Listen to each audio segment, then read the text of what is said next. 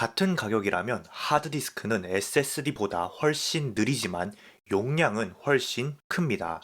만약 하드디스크가 지금보다 용량은 더 커지고 대신 지금보다 더 느려진다면 여러분들은 사용하실 건가요? 하드디스크는 안에 1개에서 8개 정도의 원반이 들어갑니다. 그리고 이 원반에 자성을 이용해서 기록하게 됩니다.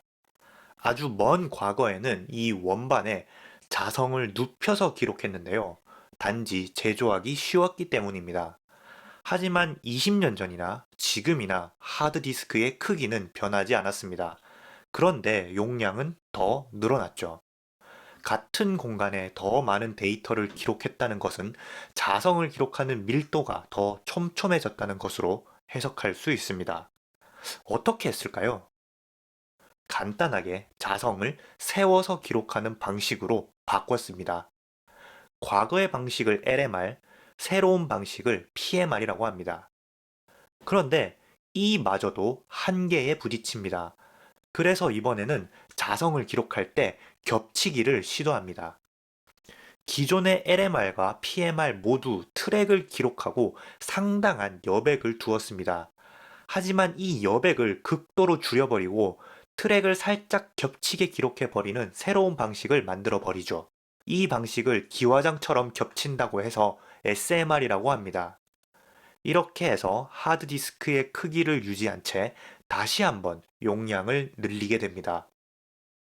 인터넷 커뮤니티에 보면 SMR과 PMR을 비교하는 게 맞는 건지 SMR과 CMR을 비교하는 게 맞는 건지 논쟁하는 부분이 있습니다. 이 부분은 사실 둘 다 맞는데요. 기준을 어떻게 삼고 보느냐에 따라 다릅니다. 그저 기록 밀도의 발전에 따른 순서로 본다면 LMR, PMR, SMR 순서이기 때문에 PMR과 SMR을 비교하는 게 맞죠. 하지만 최초의 PMR 방식은 트랙을 겹치지 않았기 때문에 이를 별도로 CMR로 부르고 SMR과 CMR의 차이는 트랙을 겹쳤는지 겹치지 않았는지의 차이이기 때문에 PMR과 SMR이 아니라 CMR과 SMR로 비교를 해야 된다고 하는 사람도 있습니다. 이는 완전한 기술적인 접근을 통해서 분류하는 것이죠. 타협해서 이렇게 표현하시는 분들도 있더군요. 저는 CMR과 SMR로 표기를 하겠습니다. 어쨌든 디스크 면적당 기록할 수 있는 데이터의 양은 점점 많아졌는데 속도는 어떻게 되었을까요? SMR의 경우 가장 큰 문제는 데이터의 갱신입니다. 하드디스크에 단지 기록을 하고 읽는 것은 CMR과 차이가 없습니다. 그런데 데이터를 수정해야 한다면 이야기가 달라집니다. CMR은 해당 부분만 수정하면 되지만 SMR은 해당 부분을 수정하기 위해서 겹쳐진 부분을 다시 기록해야 하는 문제가 발생합니다. 즉, 겹쳐지는 모든 부분의 데이터를 임시로 읽어서 기억해 두었다가 데이터를 갱신한 후에 다시 기록해야 하는 거죠.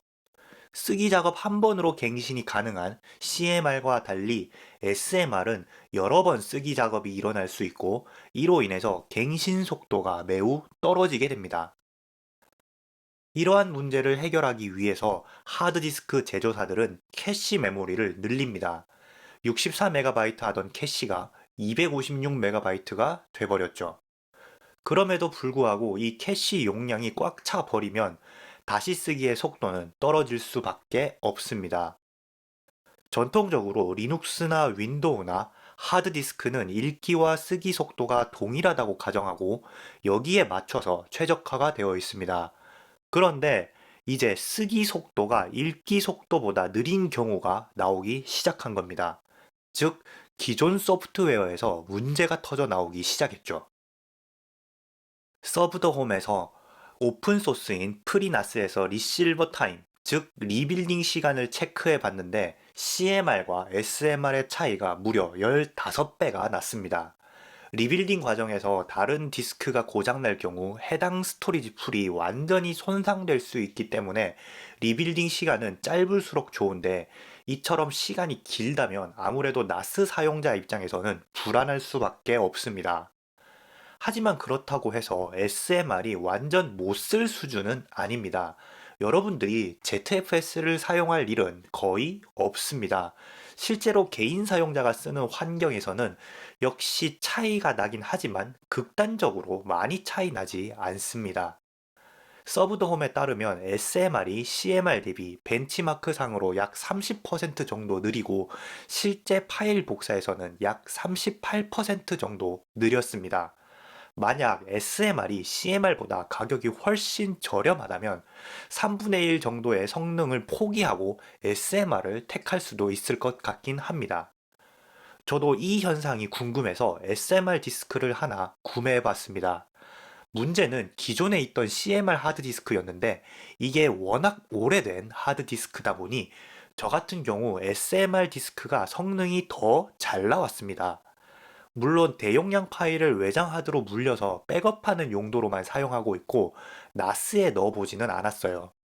나스 업체인 시놀로지는 공식적으로 SMR 디스크의 사용을 권장하지 않습니다. 저 역시 사용하고 싶지 않은 디스크이기도 합니다. 나스의 경우 저장 용량도 중요하지만 성능도 중요하기 때문이죠. 따라서 하드디스크를 판매할 때 SMR과 CMR의 차이를 명확하게 설명하고 또 가격도 합당하다면 사실 문제가 없습니다.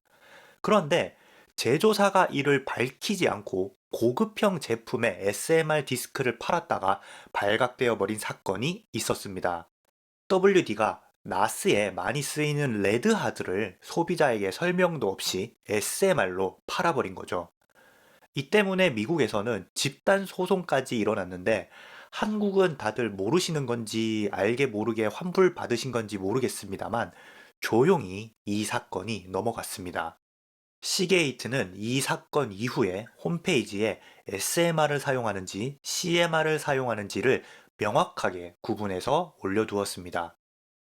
시게이트는 CCTV용 하드디스크 대부분을 CMR로 제조하고 있다고 합니다.